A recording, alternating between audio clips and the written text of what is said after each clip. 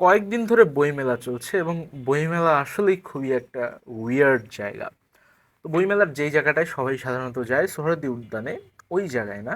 আমি গিয়েছিলাম বাংলা একাডেমি প্রাঙ্গণে, এবং বাংলা একাডেমি প্রাঙ্গণে বেশ কিছু ইন্টারেস্টিং ইন্টারেস্টিং স্টল আছে। আউট অফ কিউরিওসিটি ওদিকে গেলাম, এবং ওদিকে একটা স্টল ছিল আমাইয়ের। আমাই হলো আন্তর্জাতিক মাতৃভাষা ইনস্টিটিউশন, যেটা সেগুনবাগিচায়।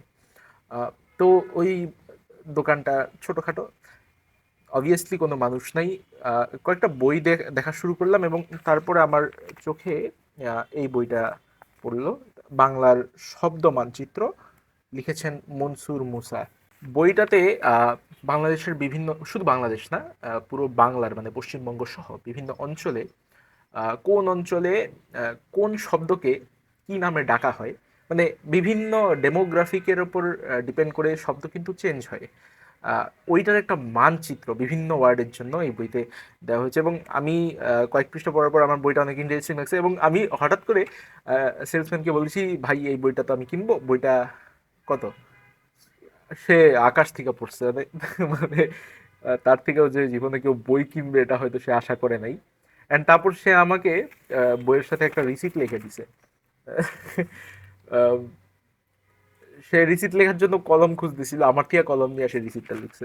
টাকা দেওয়ার পর তার কাছে ভাঙতি নাই। সে আমাদের তো সাধারণত বই বিক্রি হয় না, বিকাশ অ্যাকাউন্ট চাওয়ার পরে বলে আমাদের তো বিকাশ পেমেন্টও নাই।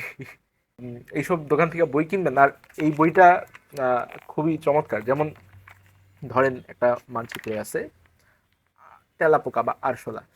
যেমন আমি মুন্সিগঞ্জ অঞ্চলের মানুষ, আমার মনে আছে আমি ছোটবেলা তেলা পোকা বলতাম না, তেলা চোরা বলতাম।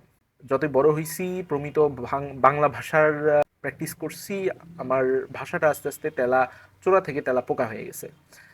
অনেক জায়গায় কিন্তু আরশোলাও ব্যবহার হয়, বিশেষ করে যমুনা নদীর বাম সাইডে আরশোলাটা বেশি ইউজ হয়, এবং যমুনা নদীর ডাইন সাইডে তেলাচোরা, তেলাপোকা, তেইড়াচোরা এগুলা ইউজ হয় বেশি। তবে দুই জায়গার তেলাপোকা একটু বেশি ইন্টারেস্টিং।